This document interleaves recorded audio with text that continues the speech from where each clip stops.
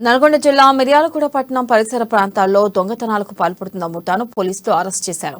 పలు చోట్ల దొంగతనాలకు పాల్పడుతూ బత్తుల సాయకిరణను 1 టౌన్ పోలీసులు అదుపులోకి తీసుకున్నారు. ఇక ఈ సందర్భంగా నిందితుడి నుండి 23 లక్షల విలువ చేసే 33 తులాల బంగారం, 2 కేజీల వెండి, ఒక పల్సర్ బైక్ ను స్వాధీనం చేసుకున్నట్లు జిల్లా ఎస్పీ అపూర్వారావు వెల్లడించారు. ఈ కేసులు ఛేదించిన 7 సిబ్బందికి జిల్లా ఎస్పీ అపూర్వారావు రివార్డులు అందజేశారు.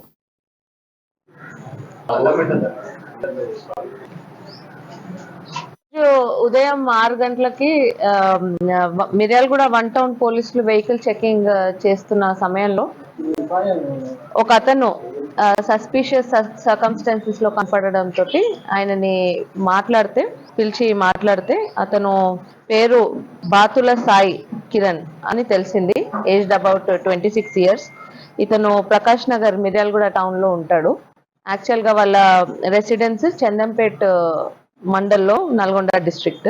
ఇతను రైస్ మిల్లర్ డ్రైవర్ గా ముందు పనిచేసేటోడు. తర్వాత అతన్ని పోలీస్ స్టేషన్ తెచ్చి ఇంటరాగేట్ చేయడంతో ఆయన మనకి దాదాపు 11 offences, house breaking offences confess చేశాడు. మనకి మిర్యాలగూడ 1 టౌన్ పిఎస్ లిమిట్స్ లో 5 కేసులు, మిర్యాలగూడ 2 టౌన్ లిమిట్స్ లో 6 కేసులు.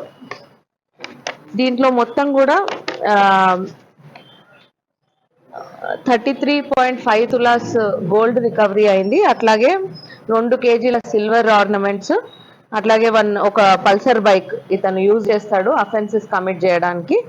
అట్లే ఇతను యూజ్ చేసే ఒక క్రైమ్ వెపన్ ఇది ఒకటి యూజ్ చేసుకొని ఆయన హౌస్ బ్రేకింగ్ అఫెన్సెస్ చేస్తాడు. ఇదంతా కూడా మనకి అతని